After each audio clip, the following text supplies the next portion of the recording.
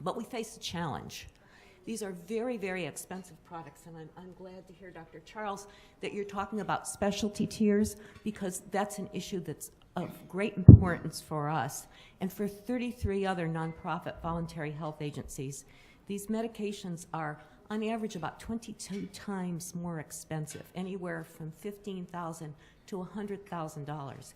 And what's happening in insurance is the insurers are cost shifting back onto the patient by using a device called coinsurance.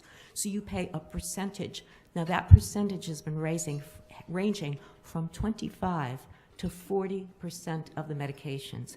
How do you tell a young mom with a 6-year-old who's just been diagnosed with juvenile rheumatoid arthritis that she can't afford access to that medication?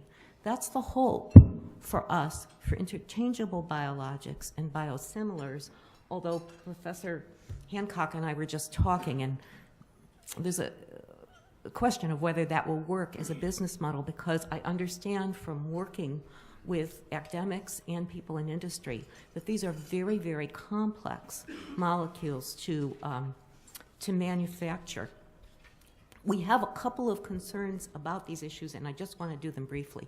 We really stand for access to all medications in the class, because as I keep telling state pharmacy and therapeutics committees, right now there's no one-size-fits-all. We don't know which biologic is going to work for which patients, so it's trial and error. The hope with personalized medicine and the research that's going on here, and I have to put in a plug because Paul Pereira is here from Cure for the Jackson Labs. We just broke ground for Jackson Labs at the Yukon Health Center in Connecticut.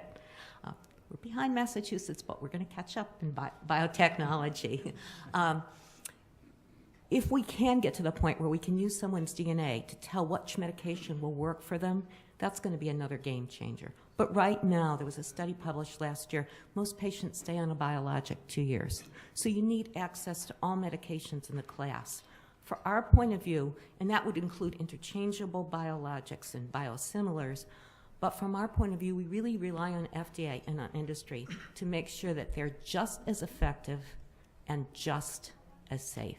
We don't want cheaper products that have health risks for our folks because the diseases themselves carry enough risks.